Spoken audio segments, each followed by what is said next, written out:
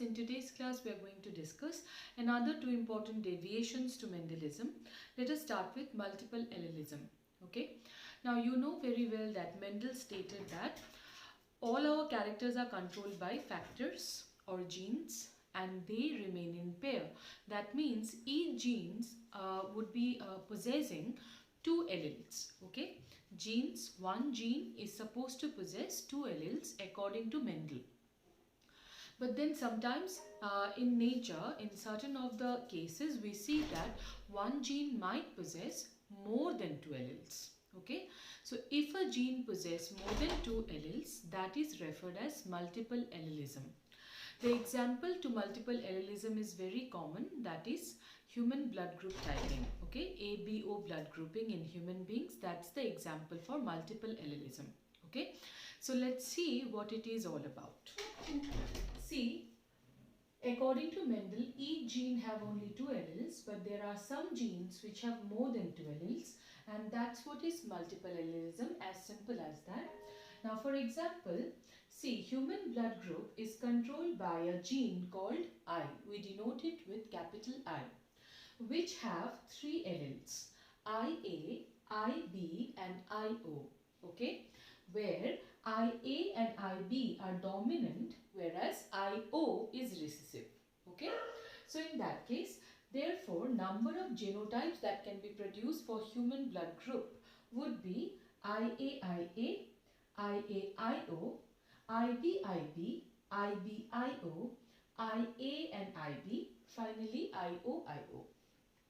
So there are 6 genotypes that are possible for the gene I, isn't it?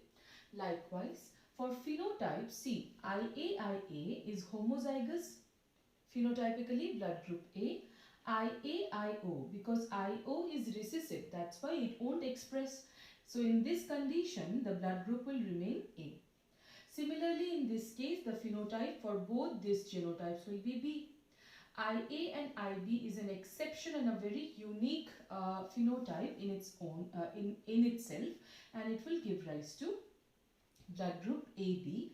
And for only IOIO, double recessive or homozygous condition, we will be getting the blood group O. Alright, understood. So number of genotypes being 6, number of phenotypes only 4. Okay, so this is an example of multiple allelism where gene I possesses not 2, rather 3 alleles, right? But do remember a very important fact here. See, the presence of all the 3 alleles of gene I can be only observed during population survey. Okay, only when you try to study the human population, you can see that there are not 2, rather 3 alleles present. But in one single individual, only 2 alleles would be present. Okay, there can never be all the 3 alleles present in a single person. No, that's not possible. One person can only have 2 alleles. Fine, but in the population, you can see the presence of 3 alleles. That's very important for you to remember. Alright, that being the multiple allelism. Next is codominance. Okay, codominance basically means, see, according to Mendel, whenever 2 dissimilar alleles are present in a particular gene, one of the allele will dominate the other and only one of the allele will express, the other will fail to express, isn't it?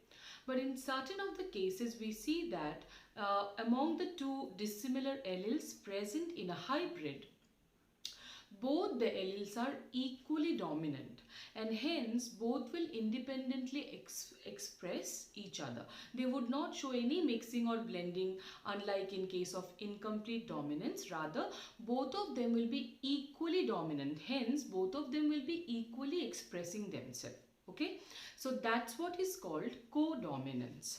For example, here also we'll take the example for ABO blood grouping in human beings, where you know about this particular blood group already. See here, there are 2 dissimilar alleles, IA and IB. Both are equally dominant. So what is being the phenotype?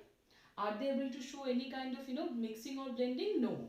The phenotype is blood group AB. That means what? Both of the alleles are equally dominant. Neither of them are able to dominate the other, or neither of them are failing to express. So both being equally expressing, so in that case the phenotype is AB, isn't it? So this is the example for codominance that we are going to consider. Alright, so see here, when F1 hybrids express both dissimilar alleles equally, it's called codominance. Here both the alleles express themselves independently. Alright, again the same example, ABO blood group in human. See, the plasma membrane of RBC have sugar polymers that protrude from its surface, and the kind of sugar is controlled by gene I. So basically gene I, it controls the kind of sugar that is added to the H antigen that protrudes out of RBC's plasma membrane. Try to understand this. RBC's plasma membrane consists of the antigen H, okay, which when added with the sugar gives rise to antigen B, antigen A. Likewise, the blood group of human beings will be controlled by gene I. Alright, so see here, IA and IB, these two alleles, they produce slightly different sugar, but IO do not produce any sugar at all. Alright, that's why it's the recessive one. IA produces N-acetyl-galactosamine transferase enzyme, which recognizes the H antigen present in the RBC and adds N-galactosamine to sugar part of H antigen and forms the A antigen. As soon as the sugar is added to the H antigen, A antigen is going to be formed. Hence the blood group becomes A. Alright. Similarly, IB produces galactosyl transferase enzyme, which adds galactose to the sugar part of H antigen to form B antigen. Hence the blood group becomes B. But in case of IO, there is no sugar that can be produced by it. Okay, so because of that, H antigen is not added with any sugar.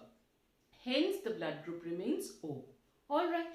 Now, when both IA and IB are present, both A and B antigens are produced, and that's why the blood group of that person remains AB. Okay, the blood group becomes AB, and this is what is called codominance.